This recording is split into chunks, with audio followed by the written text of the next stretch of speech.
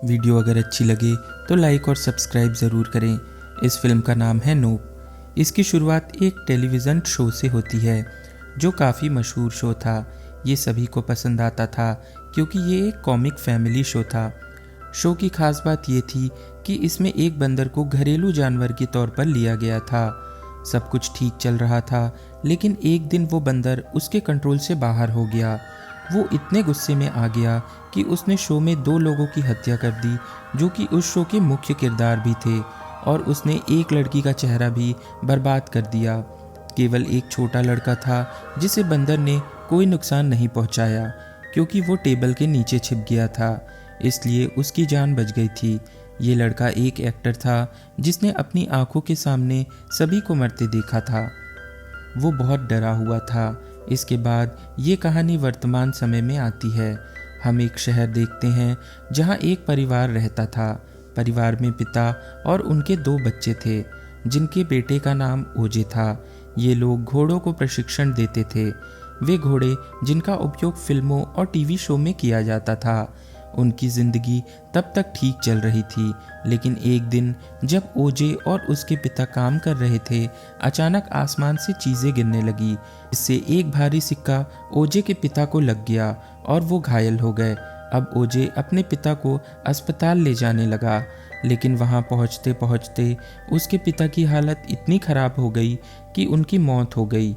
ओजे बहुत दुखी था क्योंकि अचानक उसके पिता की मृत्यु हो गई थी, और वो भी इतनी रहस्यमयी तरीके से। तब इस बात को नज़रअंदाज कर दिया गया क्योंकि सभी को लगा कि कोई विमान दुर्घटनाग्रस्त हो गया होगा, जिसे ओजे ने भी मान लिया क्योंकि जब चीज़ें आसमान से गिर रही थी उसने विमान की आवाज़ सुनी थी। दुर्घटना के 6 महीने बाद ओजे परेशान था क्योंकि अब सारी जिम्मेदारियां उसके सर पर आ गई थी और अब उसे अपने परिवार का बिजनेस संभालना था। ओजे एक फिल्म शूट पर आता है। वो अपने साथ अपना सबसे खास घोड़ा लेकर आया था। आज टीवी विज्ञापनों की शूटिंग थी। तभी ओजे की बहन भी यहाँ आ जाती है। ओजे की बहन को फिल्म के क्षेत्र में काफ़ी दिलचस्पी थी और वो इस क्षेत्र में अपना नाम बनाना चाहती थी।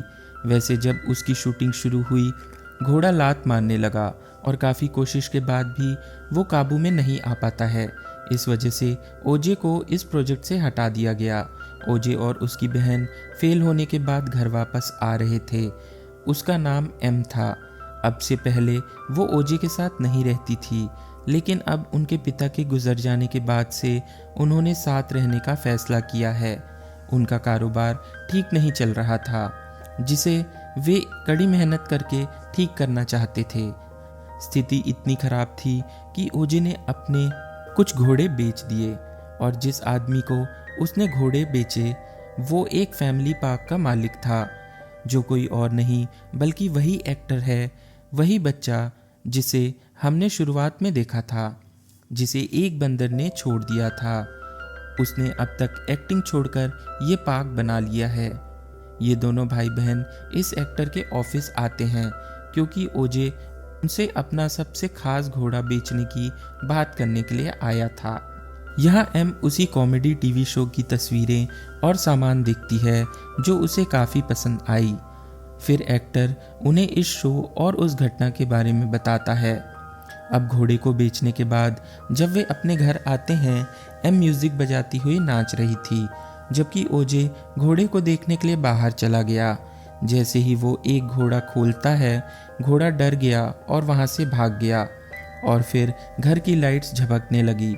ओजे को फिर से आसमान से अजीब आवाज़ें सुनाई देने लगी, लेकिन इस बार उसे आसमान में एक अजीब सी उड़ती हुई चीज़ दिखाई देती है जो पलक झपकते ही बादलों में गायब हो जाती है। कुछ देर बाद जब बिजली बारिश हुई तो ओजे भी घर आ गया। उसकी बहन उससे पूछती है कि वो कौन सी चीज़ थी, क्या तुम्हें कुछ मिला और घोड़ा कहाँ भागा। ये सोचते सोचते ओजे और उसकी बहन कैमरे की रिकॉर्डिंग चेक करने लगे, लेकिन उन्हें कुछ भी ठीक से नज़र नहीं आया। फिर वो अपनी बहन से कहता है कि हमारे पिताजी पर आसमान से कुछ गिरा, इसलिए वो घायल हो गए और उनकी मौत हो गई। और उस समय आकाश से आवाज़ें आ रही थी जो मैंने आज भी सुनी। आज भी मैंने आसमान में कुछ अजीब देखा है। ये सुनकर उसकी बहन थोड़ा चौंक गई क्योंकि वो सोच रही थी कि ओजे किसी एलियन स्पेसशिप के बारे में बात कर रहा है। अब अगले दिन दोनों भाई बहन एक खास तरह के कैमरे खरीदने बाजार जाते हैं। ऐसे कैमरे जो बिजली बंद होने पर भी काम करना बंद नहीं करते, ताकि वो पता लगा सकें कि वो चीज़ क्या हो सकती है, क्योंकि उन्हें यकीन था कि वो लोग वो चीज़ दोबारा देखेंगे। इसी स्टोर में उनकी मुलाकात एक मैकेनिक से हुई। जब वो उनके घर कैमरा लगाने आता है, उसे ये देखकर बहुत आश्चर्य हुआ कि ओजे सभी कैमरे आसमान की ओर लगा रहा था। सीसीटीवी का एंगल आकाश की ओर था, इसलिए उसे शक हुआ। दोपहर में एम ने पार्क से एक घोड़े की मूर्ति चुरा ली और इसे अपने घर के बाहर रख दी, क्योंकि वो सोच रही थी कि कहीं आसमान में उड़ने वाली चीज़ जीवित चीज़ों का शिकार तो नहीं कर रही है। वो चीज़ उस घोड़े को भी जानवर समझकर उठा लेगी। रात में ओजे जांच करने के लिए बाहर जाता है। उसका भागा हुआ घोड़ा वापस आ गया था। जैसे ही वो उसे अपने साथ ले जाने लगा, आसमान फिर से हिलने लगा। वो अजीब चीज़ फिर से नीचे आ गई। ओजे ने उस चीज़ को नकली घोड़े को खींचते हुए अपनी आंखों से देखा था। एम ने भी वो चीज़ देखी थी, लेकिन वो ठीक से नहीं देख पा रहे थे कि वो चीज़ क्या है, क्योंकि कैमरे पर एक मच्छर आकर बैठ गया था। लेकिन जल्द ही वे बाहर आ जाते हैं और देख पाते हैं कि वो चीज़ एक बहुत बड़ा एलियन अंतरिक्ष यान था। गोल होने के कारण इसका आकार बहुत बड़ा था। उसकी गति इतनी तेज थी कि वो छिप गया। यही कारण था कि इसे कोई देख नहीं सकता था, जबकि ये हमेशा बादलों में छिपा रहता था। अब अगली सुबह ये दोनों भाई बहन फैसला करते हैं कि हम इस एलियन स्पेसशिप का फ़ायदा उठाएंगे, यानी इससे हम मशहूर होंगे। वे एक फिल्म डायरेक्टर को बुलाते हैं और उसे इस पूरे घटना के बारे में बताते हैं और उसे यहाँ आने के लिए भी कहते हैं, लेकिन जाहिर है वो उन पर विश्वास नहीं कर पा रहा था। इस वजह से वो मना कर देता है। तभी उनके घर एक मैकेनिक आता है, क्योंकि वो छुपकर उनके घर में लगे कैमरे की सारी वीडियोस देख रहा था। रात को जो कुछ भी हुआ उसने भी सब कुछ देखा, क्योंकि उसे पहले से ही शक था और उसे कुछ अंदाज़ा भी था। आते ही उसने पहाड़ की ओर देखा और आश्चर्य से बोला, हे भगवान, ये सच है। बाद में वो एम और ओजे से पूछता है, मुझे लगता है कि आप अभी भी नहीं समझे हैं। मैकेनिक उन्हें एक वीडियो दिखाता है जिसमें पहाड़ के ऊपर बादल बिल्कुल भी नहीं हिल रहा था, जिसका मतलब है कि इतने लंबे समय के लिए वो एलियन अंतरिक्ष यान बादलों में छुपा हुआ है। उन्होंने यहाँ एक राज भी खोला। उनका कहना है कि असल में ये कोई एलियन स्पेसशिप नहीं है, बल्कि ये स्पेसशिप ही एलियन है। इसके आकार और आकृति के कारण हमें लगा कि ये कोई एलियन अंतरिक्ष यान है। दोनों भाई बहन कहते हैं कि क्या हम सीसीटीवी रिकॉर्डिंग दुनिया को नहीं दिखा सकते। मैकेनिक ने उन्हें मना कर दिया और कहा, इस बात पर कोई यकीन नहीं करेगा, क्योंकि मैंने इंटरनेट पर अक्सर ऐसी प्राकृतिक बदलाव देखे हैं। लोगों को भी लगेगा कि शायद ये स्वाभाविक बदलाव है। हर कोई हमारा मजाक उड़ाएगा। अगर हम दुनिया को इस एलियन के बारे में बताना चाहते हैं तो हमारे पास कोई ठोस सबूत होना चाहिए। दूसरी ओर एक्टर को पार्क में एक शो होने वाला था जिसमें काफ़ी संख्या में लोग आए थे। जैसे ही शो शुरू हुआ, आसमान फिर से हिलने लगा और तेज़ हवाएं चलने लगी। वे सभी आराम से बैठ गए, क्योंकि उन्हें लगा कि ये भी शो का हिस्सा है। लेकिन वास्तविकता ये थी कि एलियन बहुत तेज़ी से उनकी ओर बढ़ रहा था। फिर वो थोड़ा करीब आता है और सब पर हमला कर देता है और सबको उठाना शुरू कर देता है।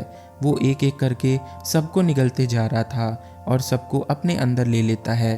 फिर हमें इस एलियन के अंदर का दृश्य दिखाया जाता है जहाँ वे लोग चिल्ला रहे थे, और ये सभी सिर्फ वो लोग नहीं थे जो शो देखने आए थे, बल्कि और भी कई लोग थे। वो एलियन शुरू से ही इस शहर के जानवरों और इंसानों को निगल रहा है। यही कारण है कि ओजे को आसमान से आवाज़ें सुनाई देती थी, क्योंकि वो आवाज़ें लोगों की थी। एलियन इंसानों को खाने के बाद सारी बेकार चीज़ों को नीचे फेंक देता था। शाम को जब ओजे पार्क में आया, उसे यह देखकर बड़ा आश्चर्य हुआ कि वहाँ कोई मनुष्य नहीं था। जैसे ही वो उसे अपने साथ ले जाने लगा तो उसे वहाँ अपना घोड़ा दिख गया। उसे आसमान में फिर से वो एलियन नज़र आता है जो उसकी ओर बढ़ रहा था। वे पहली बार उस विचित्र एलियन को ठीक से देखता है। ये बिल्कुल एक अंतरिक्ष यान की तरह था। ये गोल था और इसका मुंह काफ़ी बड़ा था। जैसे ही वो घोड़े पर हमला करने के लिए आगे बढ़ा, सही समय पर ओजे ने उसकी जान बचा ली, लेकिन एलियन के हमले का झटका इतना बड़ा था कि वो बेहोश हो गया। जैसे ही उसे होश आता है, वो वहाँ से जाने लगता है और देखता है कि एलियन वहाँ नहीं है। वो तुरंत एम को फ़ोन करता है और बताता है कि मुझ पर भी एलियन ने हमला किया है। मैं तो बच गया हूँ, लेकिन मैंने इसे देखा। ये एक ऐसा एलियन है जिसे हम शिकारी भी कह सकते हैं, जो दूसरे ग्रह से हमारी दुनिया में आया है, जो अपने भूख मिटाने के लिए इंसानों और जानवरों का शिकार कर रहा है और इतनी देर से आसमान में छुपा हुआ है।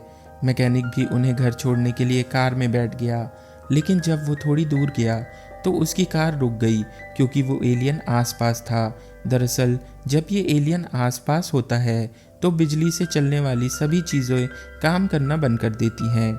यही कारण था कि उनके घर के कैमरे, लाइट्स भी चमक रही थी।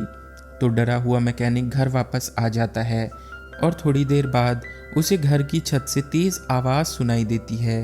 एलियन के अंदर लोगों के चिल्लाने की आवाज़ें, क्योंकि वो उन्हें मारकर पचा रहा था। फिर वो लोगों का सारा सामान फेंकने लगता है। वो लोगों को बेरहमी से मार रहा था और खा रहा था। तो खून की बारिश होने लगी और ये बात एम और मैकेनिक को डरा देती है।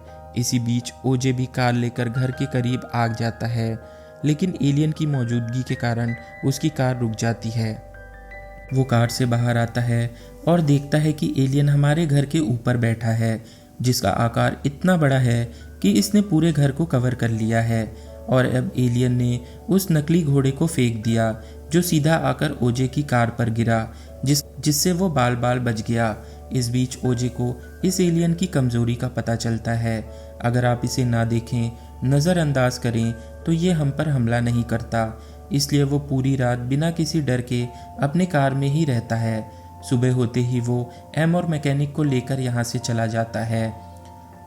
गांव की इस घटना के बाद हर तरफ खबर फैल गई कि एक शिकारी जानवर पूरे शहर में घूम रहा है, जो लोगों का शिकार कर उन्हें मार रहा है। ओजी का कहना है कि घोड़े खतरे में हो सकते हैं, हमें उनकी जान बचाने के लिए वापस जाना चाहिए।